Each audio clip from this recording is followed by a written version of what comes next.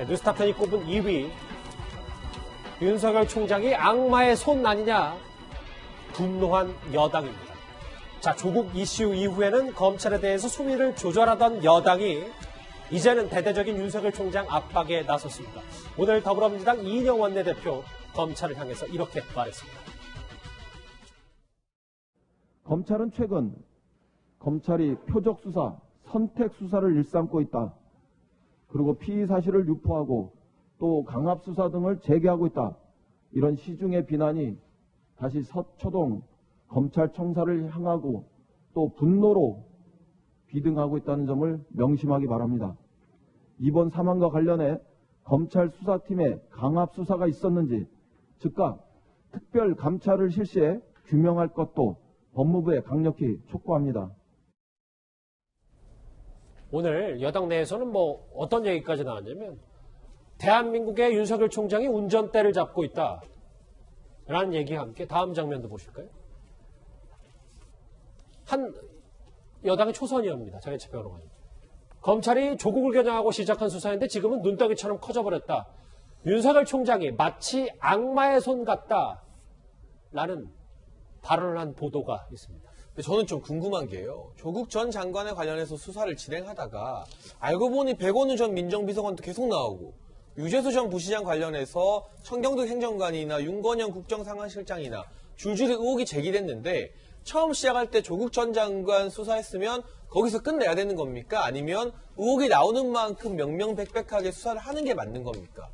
의혹을 안 나오게 했으면 되는 일인데 뭔가 석연치 않은 공교로운 그림들이 계속해서 나오고 유재수 전 부시장과의 이 단체 대화방에 청와대 여권의 중진들이 줄줄이 개입되어 있다는 보도까지 나오고 있는 이 정황에서 검찰이 수사를 안 해버리면 그게 직무유기이고 정치검찰 아닐까요? 그러한 상황, 정치적인 상황, 여권 실세들이 얼마나 개입됐는지와 무관하게 해야 될 수사는 하겠다. 의혹이 있으면 밝히겠다는 게 저는 정치로부터 독립된 검찰의 모습이라고 보여지는데 왜 이 부분에 대해서 여권이 검찰에게 각을 세우는지 이런 각을 세우면 세울수록 국민들이 바라볼 때는 뭔가 석연치 않은 게 있기 때문에 의혹을 무마하려는 것이 아니냐는 의심이 강해질 수밖에 없는 것이고요. 이인영 원내대표나 조정식 정책위 의장이 법무부에서 검찰의 강압 수사가 있었는지 감찰해야 된다고 말했습니다. 그런데 지금 A 수사관과 관련해서는 검찰의 강압 수사 의혹도 있지만 청와대 외압 의혹도 있습니다. 그렇다면 검찰이 법무부 감찰 수사 받는 대신에 감찰 받는 대신에 청와대 외압이 있었는지에 대해서 국정조사까지 수용할 수 있는지 이 국정조사를 수용할 수 있다면 저는 여당이 그래도 균형 감각 있는 비판을 하는 거라고 인정할 수 있겠는데 청와대 외압 의혹에 대한 국정조사는 절대 수용하지 못하겠다고 하면서 검찰을 대상으로만 감찰을 하자고 하는 것은 검찰 수사를 위축시키기 위한 의도가 있는 것은 아닌지 우려가 되는 측면입니다. 예. 네, 여당의 불만은 있을 수가 있어요. 왜냐하면 청와대를 정조준하고 있으니까. 그런데 말을 가려서 해야 돼요. 자, 우선 이 더불어민주당의 한 초선 의원이 윤석열이 마치 악마의 손과 같다 이렇게 얘기를 했다고 보도가 됐습니다. 예. 윤석열 검찰총장 누가 임명했죠? 문재인 대통령이 했어요. 그럼 문재인 대통령이 악마의 손과 같은 사람을 임명했다는 얘기가 됩니다.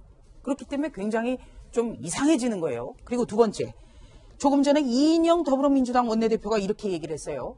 수사관 사망에 검찰 수사팀의 강압 수사가 있었는지 이 부분에 대해서 규명해야 된다. 예. 자, A 수사관 정말 비극적 선택을 했습니다. 그런데 유서를 가족과 누구에게 남겼습니까?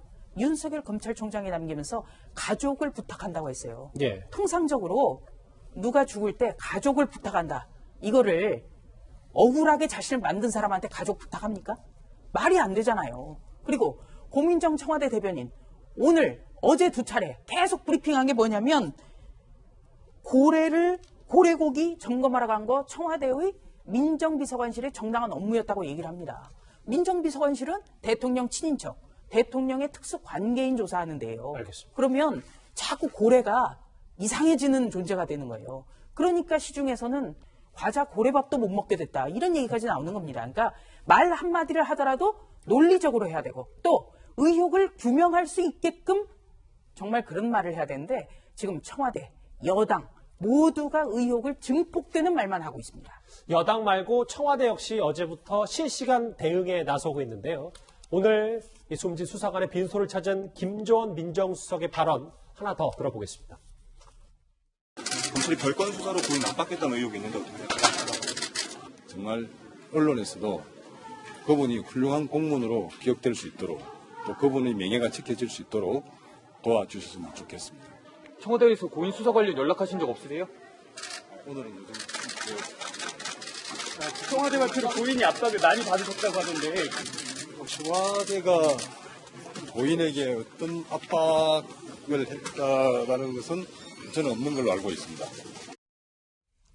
정태현 변호사님, 이 주제 정리를 해볼게요. 청와대가 어제부터 실시간으로 그건 오보다 잘못된 건 바로 잡고 있거든요. 그런데 자유한국당에서는 수사 권한이 없는 청와대가 뭐가 맞고 그른지를 어떻게 알고 이렇게 반박을 하느냐라는 주장을 하고 있습니다.